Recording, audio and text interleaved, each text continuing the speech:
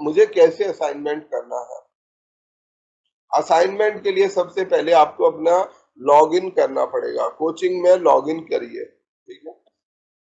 Coaching का login अगर सभी को पता होगा, अगर अभी भी कोई ऐसा रह गया है जिसके पास अपना स्टूडेंट लॉगिन नहीं है, वो यहाँ लॉगिन करे। अच्छा, ये अब आते हैं असाइनमेंट पर। ये हमारा स्टूडेंट लॉगिन है, मैंने स्टूडेंट लॉगिन पर क्लिक किया, मेरा स्टूडेंट लॉगिन पेज जो है वो खुल गया। तो ये मेरा स्टूडेंट लॉगिन पेज है, मेरा पासवर्ड।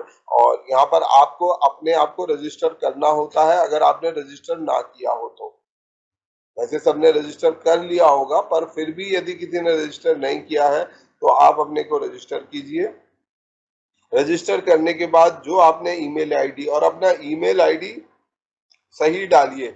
आप में से कुछ लोग ईमेल आईडी गलत डालते हैं, उसका क्या फायदा है, क्योंकि आपका कम्युनिकेशन, बहुत सारा कम्युनिकेशन ईमेल के माध्यम से भी होगा। तो अगर आप ईमेल गलत डालेंगे तो आपके पास कोई मैसेज नहीं पहुंचेगा। अपना पासवर्ड जो आपने बनाया था वह सेट करिए। पासवर्ड आपको खुद बनाना है, आईडी आपको खुद बनाना है, ये आपको ध्यान रखिए। केवल आपको यहाँ हमारी तरफ से रोल नंबर के अलावा किसी और चीज की आवश्यकता नहीं होगी। यदि किसी के पास रोल नंबर ना हो तो वो मांग सकता है, इसके अलावा कोई और चीज आवश्यक नहीं है। बाकी आपको अपना नाम, ईमेल एड्रेस, पासवर्ड आपको बनाना है। ये बनाने के बाद आप लॉगिन करते हैं, और लॉगिन करने के बाद इस ऐप को और ज़्यादा डाइवर्सिफाई और बढ़ाने की कोशिश है कि इसको और अच्छा किया जाए और बेहतर किया जाए, ज़्यादा यूजेबल किया जाए। तो ये हमारा लॉगिन पेज स्टूडेंट का आ जाता है। यहाँ आपका नाम और रोल नंबर लिखा हुआ आता है कि ये आपका रोल नंबर है।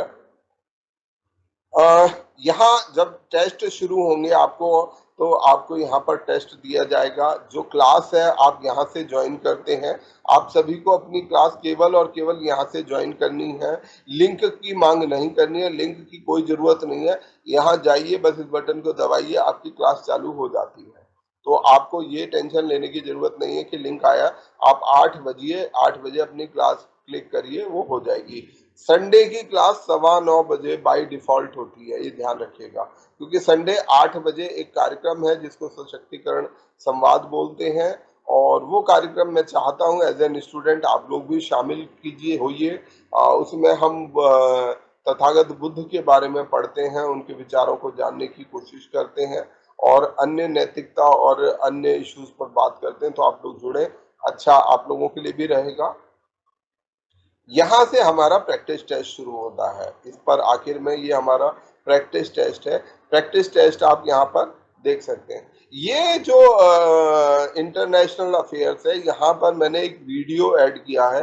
हर एक उसमें एक वीडियो का चैनल रहेगा। जैसे ये जितने इंटरनेशनल अफेयर्स के जितने वीडियोस हैं वो यहाँ पर लिंक में डाले गए हैं, जितनी क्लासेस हुई हैं। तो अगर किसी आप क्लास को रिव्यू करना चाहते हो, आपकी क्लास कभी मिस भी हुई है, तो यहाँ इस प्लेलिस्ट को खोलकर, इस प्लेलिस्ट में अभी 10 वीडियोस हैं, ठीक है। आप कंटिन्यूअसली डेट वाइज जितने जितने रिकॉर्डेड हैं वो वीडियोस यहाँ आते जाएंगे। आप यहाँ जाकर सारे वीडियोस को रिव्यू कर सकते हैं। अगर आपको कोई टॉपिक दोबारा से देखना है तो आप इसे दोबारा देख सकते हैं। आपका अभी 10 हैं, धीरे धीरे बढ़ते जाएंगे। हर सब्जेक्ट का आपको इस तरीके का एक प्लेलिस्ट मिलता जाएगा। आप सब्जेक्ट वाइज उसको फॉलो कर सकते हैं। जो भी टॉपिक आप दोबारा देखना चाहते हैं वो दोबारा देख सकते हैं। इसके बाद, हाँ, उसके बाद हम आते हैं प्रैक्टिस क्वेश्चंस पर। ये जो नीचे बटन है प्रैक्टिस क्वेश्चंस का, इस प्रैक्टिस क्वेश्चन पर आप जब क्लिक करेंगे तो आपको यहाँ पर, ये टेस्ट नहीं है, ध्यान रखिएगा, ये टेस्ट नहीं है, ये प्रैक्टिस क्वेश्चंस हैं। यहाँ आप अपने क्वेश्चंस को जो आपने सीखा है उसको प्रैक्टिस कर रहे हैं। और इसको डिजाइन इस तरह से किया गया है कि आप जो क्वेश्चंस हों उन क्वेश्चंस को बार बार करें, बार बार ट्राई करें, आप समझें, है ना। यहाँ जल्दी नहीं है, पर फिर भी 1 मिनट का समय रखा गया है। 1 मिनट, ताकि आप सवाल को पढ़ें और उसको उत्तर करें। यहाँ सवाल हमारा है, incorrect among the following statement, संयुक्त राष्ट्र के कार्यों के तरीके का वर्णन करने वाले गलत बयान को चुनें। कौन सा इनमें से गलत है। सुरक्षा परिषद में सुरक्षा, मैं इंग्लिश में पढ़ लेता हूँ। All security and peace related issues are dealt with security council. Humanitarian policies are implemented by main organ and specialized agencies spread across globe. Having consensus among 5 permanent member on security issues is vital for implementation. ओहो, गायब हो गया। Option B. D. Option D. अगर हम 1 minute के अंदर सवाल नहीं करेंगे तो हमारी स्क्रीन से गायब हो जाएगा, ये ध्यान रखिएगा। ये एक ट्रिगर चल रहा है। The members of general assembly are automatically the member of all other principal organ and specialised agency of UN. इसमें से कौन सी स्टेटमेंट गलत है? Option D. इसमें से गलत है। Option D. अब हमने ये चीज ऑप्शन डी। दिनों में, ठीक है, तो ये चीज सीखी है, ये हम इसे क्लिक करते हैं। इसके साथ वो हमें फिर इन्फॉर्म करता है कि आपका आंसर सही था या गलत था। एस्केप का हेडक्वार्टर कहाँ पर है? कहाँ पर है headquarter? D, Bangkok. Bangkok. D. Bangkok. Bangkok. Bangkok. आपको वो आपका उत्तर सही है गलत है बता देगा कि आपका उत्तर सही है। Which of the following is not a member of SAARC? Myanmar. D. Myanmar.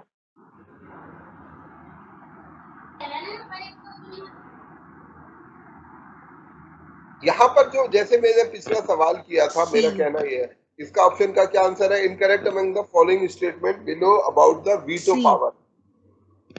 Secretary uses this power, ठीक है, ये सेक्रेटरी जनरल की पावर नहीं होती है।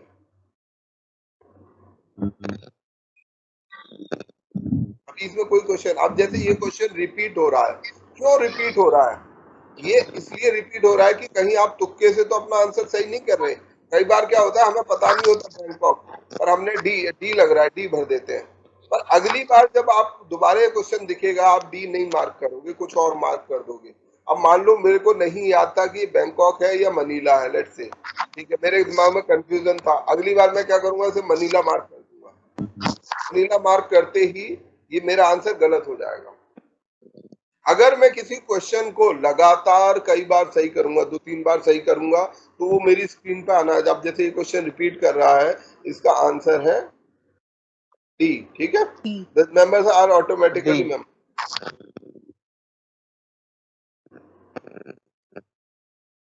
इसमें 10 क्वेश्चन अभी आएंगे, ये डी।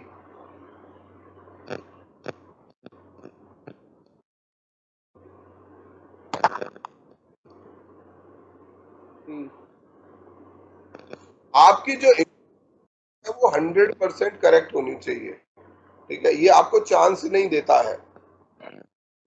ये कुछ क्वेश्चन जरूर से ज्यादा रिपीट कर रहे हैं, ये मैं इसे चेक करा, ज्यादा रिपीट कर रहे हैं, इतना रिपीट नहीं करने चाहिए। अब ये एक नया क्वेश्चन आ गया, मैं जल्दी जल्दी कर रहा हूँ। बी। बी। अब ये मेरा स्कोर बोर्ड आ गया। यहाँ टोटल मैंने कितने क्वेश्चन किए, कितने सही किए, कितने गलत किए। मैंने एक क्वेश्चन वो जान के जो गलत किया था मनीला वाला, वो इनकरेक्ट हो गया। मेरा फाइनल स्कोर यहाँ पर बता दिया। और साथ साथ वो ये मुझे बता रहा है कि आपने कौन कौन से, ये इस एक्सरसाइज में, इन 10 क्वेश्चनों में हमारे 2 क्वेश्चन परमानेंटली उसने रिकॉर्ड कर लिए, लर्न कर लिए कि आपने ये क्वेश्चन सही कर लिए, आपको ये क्वेश्चन आते हैं, ठीक है। इसीलिए वो कह रहा है ये थोड़ा सा यहाँ पर कुछ चेंज होने की जरूरत है कि question number 27 and 24 are correct, you have learn these question. और जो क्वेश्चन वो आपको याद कर लेता है कि आपने क्वेश्चन लर्न कर लिए हैं, उनको अगले बार जब आप इसको दोबारा से री अटेम्प्ट करते हो तो वो आपको नहीं दिखाएगा। अब वो क्वेश्चन नहीं दिखाएगा जो आपने कई बार सही किया था, ठीक है। जो हमने क्वेश्चन सही किया था, जो वो वाला था जिसमें था कि मेंबर्स ऑटोमेटिकली दूसरे उसके एजेंसी के सदस्य बन जाते हैं, वो क्वेश्चन अब हमें नहीं दिखेगा। वो क्वेश्चन